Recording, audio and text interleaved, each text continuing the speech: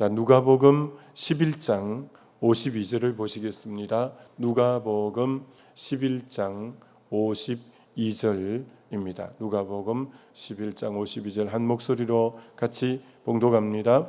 화 있을진저 너희 율법 교사여, 너희가 지식의 열쇠를 가져가서 너희도 들어가지 않고 또 들어가고자 하는 자도 막았느니라 하시니라. 아멘.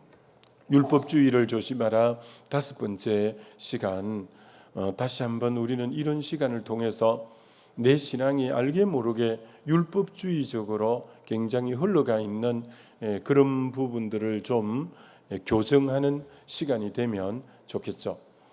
여러분, 우리는 하루하루 매일 그 자유롭게 살아가는 것 같지만 실제로 많은 종노릇을 하고 있는 그런 분들이 의외로 많습니다.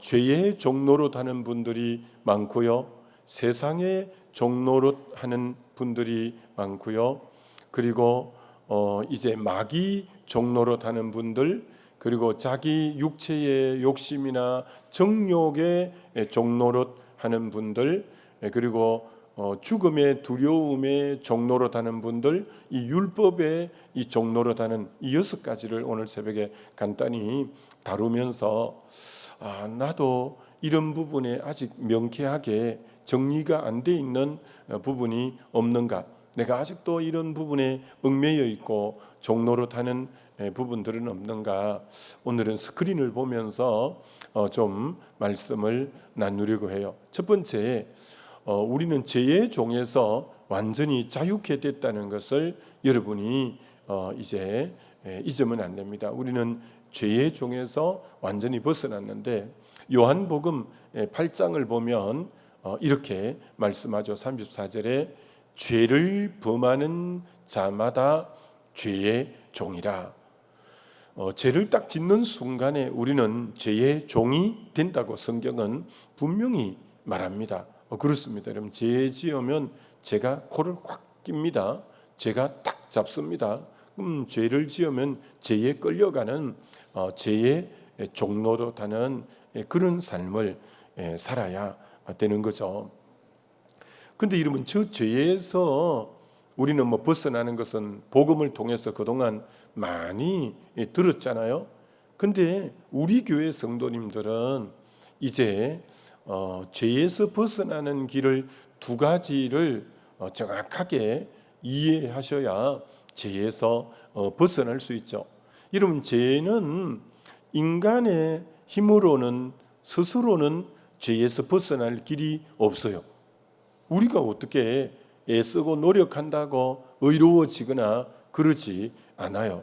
그래서 죄에서 벗어나는 유일한 길은 우리가 늘 알다시피 예수 그리스도가 오신 목적이 아들을 낳으리니 이름을 예수라 하라. 이는 그가 자기 백성을 저희 죄에서 구원할 자이심이라. 예수님이 오신 가장 주 목적은 자기 백성을 저희 죄에서 구원하러 오셨는데, 그럼 그 구원을 어떻게 이루셨냐면 바로 십자가에서 대속물이 되어서 우리 대신해서 죄를 짊어지고 죽으시고 부활하심으로 우리를 죄에서 자유케 되게 해 주신 거죠.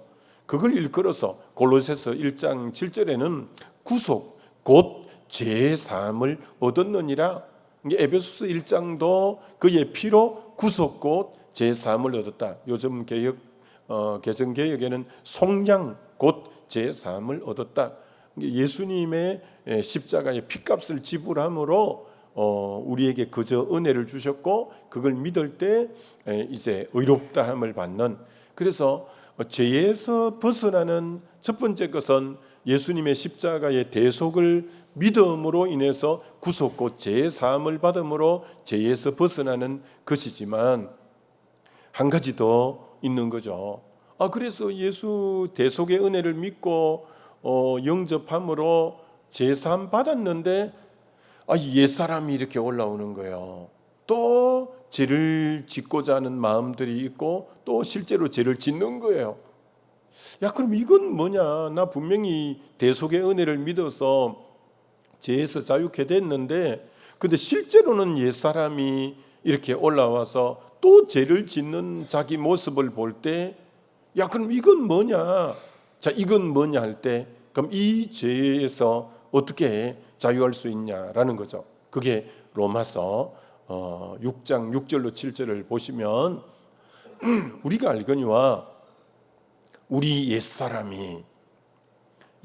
자아를 나타내고 에고를 나타내고 육의 소욕을 나타내죠. 우리 옛사람이 예수와 함께 십자가에 못 박힌 것은 이미 믿는 순간 예수와 같이 연합해서 2000년 전에 예수님이 돌아가셨지만 믿는 순간 우리도 같이 예수의 십자가에 못 박히는 거예요. 옛사람이. 이는 우리가 다시는 죄에게 종노릇하지 아니하려 함이니, 죄의 종노릇 더 이상 안 하기 위해서는 옛사람을 십자가에 못 박아야 된다. 그래서 죄에 벗어나 의롭게 될 수 있다라고 하는 거예요. 자, 그러니까 칭의와 성화인데 이 부분은 성화에 대해서 나타내는 거예요. 사실 로마서 6장은 아까 앞에 말한 구속고 제사함을 받았도다. 로마서 3장에 그리스도 예수로 말미암은 구속으로 말미암아 은혜로 값없이 의롭다함 받았다. 그건 칭의에 관한 거예요. 칭의. 죄인이 그때 칭의는 예수만 십자가에 못 박히면 되는 거죠. 그분만 대속의 십자가에 못 박히면 그를 믿을 때 대속의 은혜로 인해서 의롭다함을 받는 죄에서 자유케 된 거죠. 그러나 옛사람이 다시 불거져 올라오는 이 성화 부분에서는 내가 내 자신을 예수의 십자가에 못 박아야 죄의 종로로 하지 않고 되는 거죠. 그래서 우리는 칭의의 이 십자가와 이 성화의 십자가, 칭의의 십자가는 예수만 못 박히면 되지만 성화의 십자가는 나도 같이 예수의 십자가에 못 박혀야 된다. 이게 다른 거예요. 칭의의 십자가는 예수의 대속의 사건을 믿음으로 받아들이기만 하면 제사함 받지만, 성화의 십자가는 나도 같이 십자가에 못 박혀야 내가 죄에서 자유롭게 되어지는구나 라는 것. 그래서 얼마나 오늘 많은 그리스도인 중에 예수만 십자가에 못 박힌 것을 믿음으로 받아들이는 분이 많은지. 그러나 우리 교회 성도들은 아니에요. 나도 같이 저 십자가에 못 박혔다는 것을 받아들임으로 이 성화의 십자가, 그래서 저것을 얼마 전에 이렇게 설교했잖아요. 6월절의 십자가가 출애굽기 12장이고 노뱀의 십자가가 민수기 21장인데 6월절 십자가는 하나님이 보시는 것, 노뱀의 십자가는 우리가 쳐다보는 것. 우리가 십자가의 대속의 은혜를 받아들일 때 예수의 피가 내 마음의 문설주와 임방에 발라지는 거예요.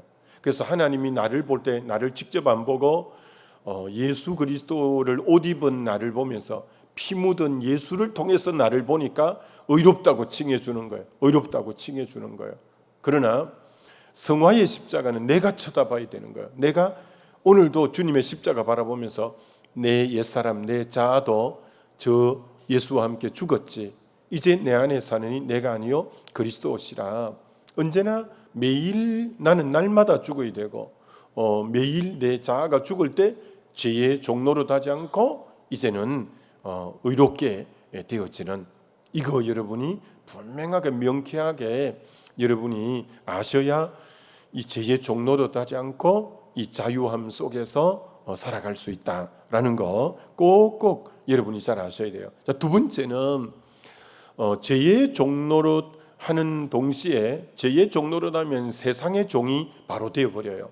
그게 이제 거기에서도 자유케 되는 거죠. 저게 에베소서 2장에 잘 보여주고 있죠. 여러분, 에베소서 2장 1절이 뭐예요? 허물과 죄로 죽었던 너희를 그리스도가 살리셨도다. 그러니까 우리가 허물과 죄로 죽었다고, 우리가 허물과 죄 때문에 영이 죽은 상태예요. 1절에는 허물과 죄로 영이 죽은 상태는 우리는 어디 풍조에 따라 이끌려가느냐 하면은 그때는 허물과 죄로 영이 죽은 상태에서는 너희는 그 가운데 행하여 이 세상의 풍조를 따르고, 이렇게 하는 거예요. 다른 성경에는 이 세상의 풍습을 따르고, 그럼 세상의 풍습은 주로 뭐냐? 우상 숭배하고 점치고 사주간상 보고 이런 미신적인 것 따르고 이 세상적인 풍조를 따르는 거예요. 거기 종이 딱 돼가 있는 거예요. 근데 얼마나 성경에 세상을 사랑하지 말라. 자, 요한 1서를 보시면 이 세상이나 세상에 있는 것들을 사랑하지 말라. 이 세상에 전부 타락된 부분이기 때문에 세상 본받으면 세상 사랑하면 안 된다. 여러분 15절 앞부분만 적었는데 그 15절 뒷부분은 뭐냐면은 세상에 있는 것이 뭐냐? 육신의 정욕, 안목의 정욕, 이생의 자랑이니 이것은 아버지께로 쫓아온 게 아니래요. 세상으로 쫓아온 거는 전부 육신의 정욕이고 안목의 정욕이고 이생의 자랑이기 때문에 그 세상 사랑하면 안 된다. 세상 사랑하지 마라. 자, 세상의 풍조를 따르지 말고, 두 번째는 세상을 사랑하지도 말고, 세 번째는 세상을 본받지도 말라고. 로마서 12장 2절에 너는 이 세대를 본받지 말고, 공동 번역에는 세대가 아니라 세상이라고 번역해 놨어요. 공동 번역에는 너희는 이 세상을 본받지 마라. 이게 세상 풍조도 따르지 말고 세상도 사랑하지 말고, 세 번째는 세상을 본받지도 말아라는 거예요. 이 세상의 것을 본받으면 안 돼요. 세상을 절대 본받지 말아라.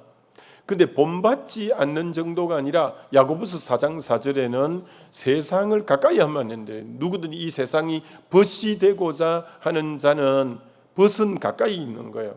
세상을 늘 가까이 하고 세상을 벗하면 하나님과 원수가 된다. 너 하나님과 원수가 된다. 세상을 벗하지도 말아라. 자, 그럼 세상의 풍조를 따르지 말아라, 세상 사랑하지 말아라, 세상 본받지 말아라, 세상 벗하지 말아라. 네 가지 그 세상에 대해서 하지 말아요. 그 다음 결정적으로 갈라디아서 6장 14절에 세상을 십자가에 못 박아라는 거예요. 완전히 완벽한 겁니다. 5가지. 그리스도로 말미암아 세상이 나에 대해 십자가에 못 박히고 나도 또한 세상에 대해 그러하니라. 쉽게 말해 세상을 못 박아야 된다. 십자가에 못 박아야 된다. 자기만 못 박는 게 아니라 세상도 못 박아라는 거예요. 그러니까 세상의 풍조를 따르지 말고, 세상 사랑하지 말고, 세상 본받지 말고, 세상 벗하지 말고, 세상을 못 박아라. 세상을 못 박아라. 너희들은 더 이상 이 타락한 세상의 가치관, 이 세상적인 풍조 너 따르면 안 된다. 너 세상의 종로로 가면 안 된다. 자, 그럼 세상의 종로로 하고 자유케 되면 그럼 우리는 어떻게 살아야 되냐? 어떻게 사냐면 로마서 14장에 하나님 나라의 삶을, 이제는 세상 나라가 아닌 하나님 나라의 삶을 사는 거예요. 하나님 나라는 먹는 것과 마시는 것이 아니에요. 오직 성령 안에서 의와 평강과 희락. 이제 주님이 내 안에 주인 되시고 성령이 나를 다스릴 때 우리는 이 땅에 살지만 하나님 나라를 누리며 살아요. 의가 나를 다스리고 평강이 나를 다스리고 희락, 기쁨이 나를 다스리는 하나님 나라의 삶을 살아야 된다. 그게 세상에서 종에서 자유케 되어서 하나님 나라를 누리는 삶. 빌립보서 3장에 가면 지금도 십자가의 원수로 행하는 사람들이 있는데, 십자가의 원수로 행하는 사람들의 특징은 뭐냐면은 그들의 마침은 멸망이에요. 그들의 영광은 부끄러움에 있고 그들의 신은 배요. 그들은 땅의 일만 생각하는 자라. 땅의 일만. 이 사람들이 십자가의 원수로 행하는 자래요. 십자가의 원수로 행하는 자들은 이제 그들의 마침은 멸망, 그들의 영광이라고 말하는 건 부끄러운 것, 그리고 그들은 정말 이제 땅의 일만 생각하고 정말 그런 자들이라는 거예요. 근데 우리 그 뒷구질이 뭐냐? 우리는, 우리의 시민권은 하늘에 있는 것이다. 우리의 시민권은 땅만 생각하는 이들인데 우리의 시민권은 하늘에 있다. 그렇죠. 우리는 시민권이 하늘에 있는 자예요. 그렇기 때문에 이제는 예수 믿으면 세상의 종에서 벗어나서 하나님 나라를 누리며 사는 하늘의 시민권 가진 자로서 사는 삶이 우리 삶이다. 이렇게 성경이 말해요. 세 번째는 마귀의 종이라는 거예요. 우리가 아까 에베소서 2장에 보면 허물과 죄로 죽었고 세상 풍조를 따랐고, 그 다음 뭐냐면 에베소서에서 볼까요? 보면 공중근세 잡은 자, 곧 공중근세 잡은 자를 따랐으니 곧 지금 불순종하는 아들들 가운데 역사는 영, 그 다음 딱 어느 영이 사로잡냐? 허물과 죄로 죽었을 때, 세상 풍조를 따를 때, 그때 공중근세 잡은 자가 딱 장악하는데, 그게 바로 마귀 사단의 영에 사로잡혀 종노릇하는 그런 것이 지난날 우리의 모습이었다라고 성경은 말씀하고 있는 거죠. 뿐 아니라 요한복음 5장 8장 44절은 너는 너희 아비 마귀에게서 났으니, 우리가 예수 믿기 전에 우리 영적 아비가 마귀라는 거예요. 너는 마귀의 자식이다. 마귀의 종노릇하고 완전히 마귀에게서 우리는 났고 그렇다는 거예요. 자, 그럼 이 마귀는 우리 힘으로 못 이겨요. 이 마귀의 종노릇에서 어떻게 자유케 될 수 있냐? 오직 예수님밖에 없는데 이 부분을 히브리서 2장을 통해서 볼까요? 히브리서 2장에 예수님이 성육신하신 목적을 잘 말해놓고 있죠. 자녀들은 혈과 육에 속하였음에, 우리가 혈과 육에 지금 속했잖아요. 그도 예수님도 또한 같은 모양으로 혈과 육을 함께 지니심은, 예수님도 영이신 하나님이 이 땅에 혈과 육인 성육신 인카네이션에서 혈과 육을 입고 이 땅에 오신 이유가 뭐냐? 죽음을 통하여, 인간의 죄를 대속해 죽음을 통하여 죽음의 세력을 잡은 자 곧 마귀를 멸하시기 위해서 예수님은 육신을 입고 오셔야 되는 거예요. 육신을 입고 오셔야 이제 마귀를, 뱀의 머리를 깨뜨려 버릴 수 있는 것은 예수님이 육신을 입고 오셔야, 그분이 대속의 은혜를 통해서 완전히 마귀 머리를 깨뜨려 버릴 수 있기 때문에 예수님이 이제 육신을 입고 오신 것은 마귀를 멸하기 위함이다, 이렇게 말씀하는 거예요. 그래서 예수님이 오신 목적을 요한 1서 3장 8절에는 이렇게 말하고 있죠. 죄를 짓는 자 마귀에게 속하느니 마귀는 처음부터 범죄함이라 하나님의 아들이 나타나신 것은, 하나님 아들이 왜 나타나셨냐? 마귀의 일을 멸하려 하심이라. 이제는 마귀 종에서 완전히 벗어나서 마귀 일을 멸하려고 바로 이 땅에 예수님이 오신 목적이 그것이라는 거죠. 그래서 마귀 종에서 완전히 자유케 되는 거죠. 자, 근데 성령은 어떤 영이라고 로마서에서 말씀하고 있느냐 하면, 로마서 8장 15절에 성령이 어떤 영이냐? 너희는 다시 무서워하는 종의 영을 받지 아니하고, 지난날에 예수 믿기 전에는 무서워하는 종의 영인데 지금은 양자의 영을 받았으므로 우리가 하나님을 아빠 아버지라 부르게 되는 거죠. 양자의 영.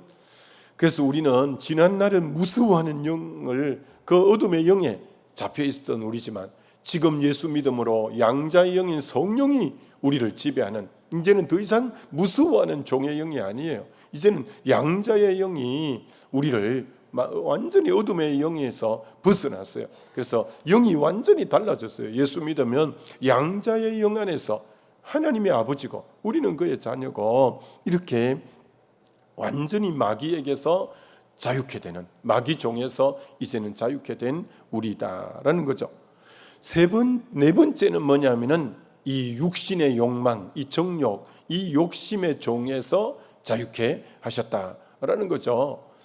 그래서 이게 에베소서 2장에 허물과 죄로 죽었고, 그때는 공중근세 잡은 자를 따랐고, 이 세상 풍조를 따랐고, 네 번째가 바로 이것이라는 거예요.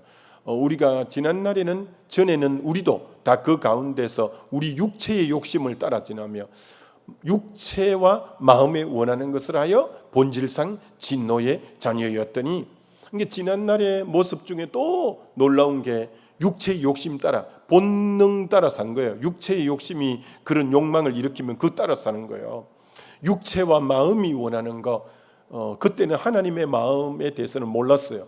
육체와 마음이 원하는, 육의 본능, 육의 정욕, 육의 욕심 따라 육의 종로로 하던 삶. 오늘 얼마나 세상 많은 사람들이 육의 종로로 사는지 모릅니다. 그게 지난날의 우리의 모습이었다라고 말씀하고 있는 거죠.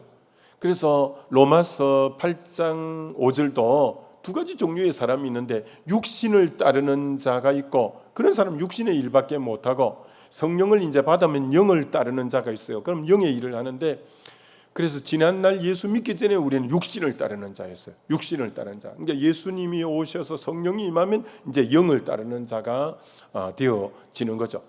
자, 그래서 우리가 저 육신을 따를 때는 이제 7절 로마서 8장 7절로 11절을 한번 보여드리면 저 육신의 본능을 따라 살 때, 육신의 욕망과 욕심을 따라 살 때는 세 가지를 할 수가 없었어요. 첫째는 하나님과 원수가 되어버렸어요. 육신의 종로로 달 때는 하나님과는 원수가 되고, 두 번째는 하나님의 법에는 굴복할 수도 없고, 세 번째는 하나님을 기쁘시게 할 수도 없는 육을 따를 때는요, 저 세 가지가 반드시 돼요. 내 육의 욕심과 정욕을 따를 때는 하나님과 딱 원수가 되고 하나님의 법에는 굴복할 수도 없고 하나님을 기쁘시게 할 수 없는 거예요. 그래서 성령을 반드시 받아야 되는데 저 9절을 볼까요? 8장 9절이 엄청난 구절이죠. 만일 너희 속에 하나님의 영이 거하시면 너희가 육신에 있지 아니하고 영에 있나니. 자, 엄청난 말씀이죠. 저 육에게서 벗어날 수 있다는 거예요. 육에 있지 아니하고 육신에 있지 아니하고 영에 있나니. 누구든지 그리스도의 영이 없으면 그리스도의 사람이 아니니라. 이렇게 말씀하는 거예요. 자, 그럼 좀 더 구체적인 적용사항은 육의 정욕을 끄는 힘이 얼마나 크다고요. 육의 그 정욕의 힘을 따라 살지 않고 성령을 따라 사는 이 굉장히 이 구절은 사실은 다 외워야 될 구절이에요. 갈라디아서 5장 16절은 이게 육을 안 따르고 성령을 따르는 구절이 갈라디아서 5장 16절, 이 구절이 너무 중요한 구절이에요. 이 구절에 눈이 열려야 돼요. 자, 성령을 쫓아 행하라. 그리하면 육체의 욕심을 이루지 아니하리라. 저 구절을 거꾸로 놓으면 율법주의자가 되고 저 구절을 거꾸로 놓으면 스스로 신앙생활 하려고 하는 거예요. 무슨 말이냐? 이번에도 우리 은혜의 동산에 완전히 알코올 중독자 한 분이 왔어요. 그날도 첫째 주 이제 했잖아요. 이게 뭐 술을 먹고 왔다. 여성분인데 술을 먹고 그렇게 오셨더만요. 자, 그런 분에게 야, 술 끊고 교회 와라. 야, 담배 끊고 교회 와라. 그렇게 하면 안 돼요. 육신의 욕심은 자기가 제어할 수 없어요. 육신의 이 정욕을 자기가 제어할 수 있다면 왜 못했겠어요? 이분이 공무원 출신인데 그걸 못하는 거예요, 이분이. 그래서 정말 술에 완전히 종이 돼 있는 거예요. 그럼 그런 분에게 술 끊으라, 술 끊고 교회 와라. 그럼 교회 못 오는 거예요. 그럼 어떻게 방금 말했냐? 성령을 쫓아 행하라. 성령을 쫓아 행하라. 예수를 믿고 성령을 받아서 성령을 쫓아 행하니까 육체의 욕심을 이루지 아니하리라. 술 생각이 안 나네. 술이 역겹게 느껴지네. 담배 한 모금 받았더니 삥 돌면서 야, 담배 맛이 이렇게 없다니. 완전히 성령을 받으니까 육의 욕심이 생각이 안 나는 거예요. 그래서 이 원리가 중요한 거예요. 성령을 쫓아 행하라. 그리하면 육체의 욕심을 이루지 아니하리라. 여러분의 자녀나 여러분 구역 식구 중에 여러분이 육의 것을 먼저 끊으라고 하면 성경적이지 않아요. 그거 못해요, 그 사람이. 그래서 담배를 먼저 끊으라, 술을 먼저 끊으라. 그건 율법주의적인 거예요. 그는 그렇게 할 수가 없어요. 예수 믿게 하고 담배 피우고도 와라, 술 먹고도 와라, 아직 그 습관 그대로 있어도 와라. 그래서 예수를 믿게 하고 성령을 받게 하고, 그래서 성령을 쫓아가다 보니 그 생각이 안 나고 그 생각이 싫어지고 그 생각을 멀리하고, 그러므로 육을 이기는 거, 이거예요. 그래서 몇 번 설명했잖아요. 이제 이 물체를 주보를 놓으면 이게 밑으로 떨어져요. 왜 떨어지냐면 인력 때문에 그래요. 인력이 밑으로 끄는 힘이 있기 때문에 이게 떨어져요. 근데 비행기가 붕 뜨는 것은 양력이라고 해요. 양력. 그래서 밑으로 끄는 힘이 뭐냐면 죄의 힘이에요. 죄는 끊임없이 나를 밑으로 끌어당겨요. 근데 양력 위로 나를 끌어올리는 힘이 뭐냐? 성령 충만이에요. 성령 충만. 그래서 성령 충만을 받으라는 거예요. 성령 충만은 위로 끄는 힘이에요. 위로. 이 인력을 누가 발견했냐면 존 뉴턴이 발견했잖아요. 사과밭에 누워 있는데 사과가 또 좀 있다가 저쪽에서 뚝 밑으로 떨어지는 거예요. 왜 사과가 밑으로 떨어질까? 라는 것을 통해서 끄는 힘이 밑으로 있구나. 그게 이제 인력이구나. 만유 인력이구나. 그 떨어질 때 이 인력의 속도가 9.8m/s 자성으로 이렇게 떨어지는 거구나 라는 걸 발견한 거예요. 그런데 사과밭에 어느 날 누워 있는데 인력의 저촉을 안 받는 게 있는 거예요. 새가 휙휙휙휙 이렇게 막 도리어 위로 막 손살같이 올라가고 하는 거예요. 야, 그럼 저 새는 왜 날까? 새는 왜 이 끌어당기는 인력의 영향을 안 받을까? 영향을 안 받는 게 아니라 밑으로 끌어당기는, 누구나 밑으로 끌어당기는 힘이 있지만 위로 드는 힘이 더 강하니까 나는 거예요. 그게 이제 양력이라고 하는 거예요. 그런 것처럼 우리 모두에게는 밑으로 제가 나를 계속 육적인 것, 세상적인 거로 끌어당기는 기본적인 힘이 있어요. 그걸 이기려고 새벽기도 나와서 은혜를 받고 양력의 힘을 보태기 위해서 새벽기도 나오신 거예요. 그래서 우리가 성령 충만을 계속 받음으로 인해서 끄는 힘보다도 주의 뜻대로 살고자 하는 이 힘이 더 나를 강하게 이끌어갈 때 그게 이제 성령이 나를 끌어가는 거예요. 그러면 이제 육체의 욕심을 이루지 않는, 그래서 내 삶이 하나님 안에서 하나님을 기쁘시게 하고 의의 열매를 가득 맺는 그런 삶이 되어지는 거예요. 그래서 육의 힘을 이길 수 있다. 육의 정욕에서 이제 벗어나는 거죠. 다섯 번째는 죽음의 종에서 자유케 하셨다라는 거예요. 여러분, 사람이 얼마나 죽기를 두려워하는지 아세요? 아무리 연세 드신 분에게도 빨리 돌아가시죠 하면 정말 화나죠. 정말 그분들 언짢아 하시죠. 자, 히브리서 2장을 볼까요? 얼마나 사람들이 죽음의 종로로 다는지, 또 죽기를 무서워함으로 한평생 매여 종로로 타는 모든 자들을 놓아주려 하심이니. 죽음이 얼마나, 여러분, 제일 두려운 게 죽음이에요.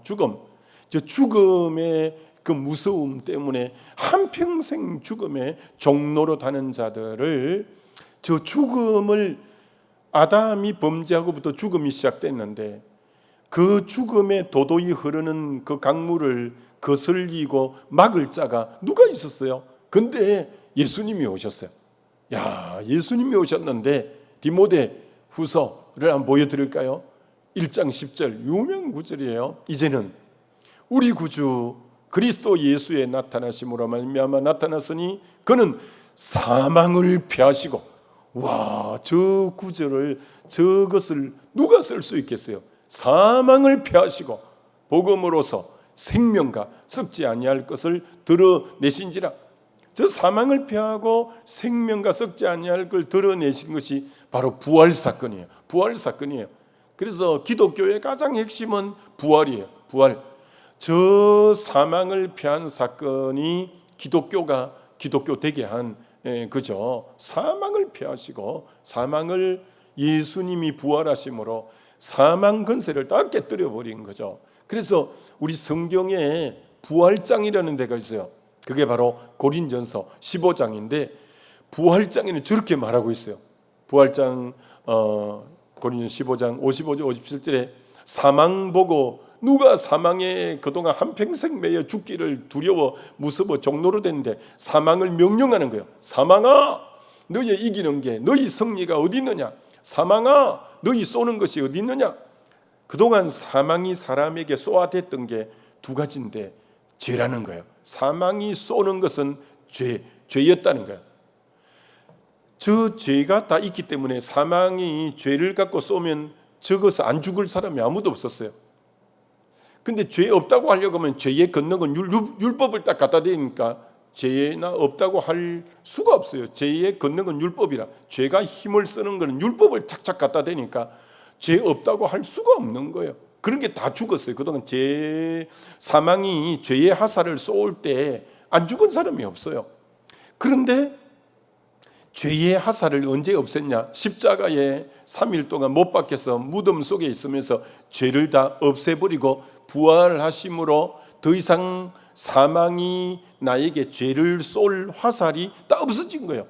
죄를 다 없앴기 때문에 이제 그래서 안 죽어도 되는 거예요. 그래 우리 주 예수 그리스도로 말미암아 우리에게 승리를 주시는 하나님께 감사하노니.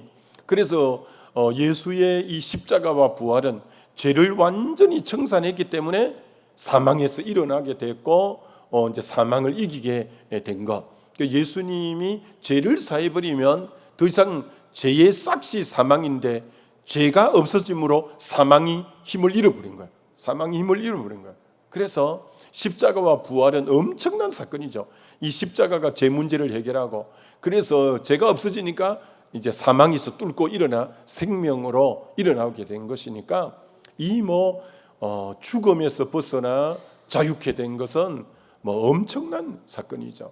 자, 마지막에 이 율법의 종에서 그 구약의 율법이 BC 1445년 시내산에서 모세가 십계명 미루한 613조를 받았는데 그게 BC 1445년경이에요. 시내산에서 받을 때 이게 얼마나 오래됐어요. 그리고 지금 또 2000년이 흘렀으니 율법이 이 땅 가운데 주어질 때는 그게 3500년 전에 율법이 주어졌어요. 근데 예수님이 딱 오신 거예요. 예수님이 오셔서 이 율법에 전부 율법을 지켜서 의롭게 될 수가 없어서 율법에다 종로로 하고 있었는데 그래서 예수님이 율법의 마침이 되셨다고. 여러분 로마서 10장 4절을 한번 보여드릴까요? 오늘 10장 4절이 엄청난 구절입니다. 그리스도는 모든 믿는 자에게 의를 이루기 위하여 율법의 마침이 되십니다. 이 율법을 어떻게 마치었을까요? 다른 번역에는 마침이라고 안 해놓고 율법을 완성하신 분이에요. 율법을 완전히 이루고 완성하신 분이에요. 예수님이 율법에 딱 마침이 되어 버린 거예요. 자, 그러기 때문에 로마서 7장 6절이 나와요. 로마서 7장 6절에 이제는 우리가 얽매였던 것에 대하여 죽었으므로 율법에서 벗어났으니. 율법에서 벗어난 거예요. 예수님이 율법의 마침이 되셨고 예수님으로 인해서 율법에서 벗어나게 된 거예요. 율법에서 벗어나게. 여러분 그러면 지금 예수를 믿는 우리에게 율법이 필요할까요? 안 할까요? 우리는 율법이 필요해요. 율법은 죄를 깨닫게 하는 것이고 그런데 율법주의자는 아니에요. 자, 율법주의자도 아니지만 율법 폐기론자도 아니에요. 율법이 없어져야 된다는 것도 아니에요. 그럼 뭐냐? 성령 안에 살면 로마서 8장에 율법의 요구를 이루는 삶. 우리는 이제 율법의 전전긍긍에서 살지 않고 예수를 따르고 성령을 따르는데 예수를 따르고 성령을 따르면 우리는 율법의 요구를 딱 이루는 삶의 결과가 율법의 범위에서 안 벗어나요. 그러니까 우리는 지금 율법 지키려고 전전긍긍하지 않거든요. 예수를 따르고 성령을 따르기만 하면 돼요. 그러면 뒤돌아보니까 야, 율법의 요구에서는 벗어나지 않는 삶이었구나. 이렇게 딱 되는 거예요. 이건 굉장히 중요한 거예요. 율법주의자도 아니고 율법 폐기론자도 아닌데 그러면 우리는 지금 율법에 대해서 어떻게 자세를 취하면 되냐? 율법은 신경 쓸 것이 없어요. 우리는 예수님을 따르고 성령님을 따랐는데 뒤돌아온 족적을 살펴보니까 율법의 요구를 다 이루는 삶이었지 율법을 벗어난 삶은 아니게 되는 거예요. 그래서 우리는 율법의 전전긍긍에 살지 않고 예수를 따라가고 성령을 따라가는데 그 결과는 율법의 요구를 이루는 삶이 되어진다라는 거예요. 그래서 율법에서도 벗어나서 완전히 자유케 된 삶, 이것이죠. 그래서 오늘 6가지 종살이에서 완전히 자유케 된 삶이 얼마나 복된 삶인가를 알고 승리하게 되시기를 주님의 이름으로 축원합니다. 우리 기도하겠습니다. 이 시간 우리 기도할 때 하나님 이 복음이 얼마나 귀한 건지 이런 6가지에서 우리를 완전히 자유케 하시다니요. 주여 감사합니다. 주여 한번 부르고 기도합니다.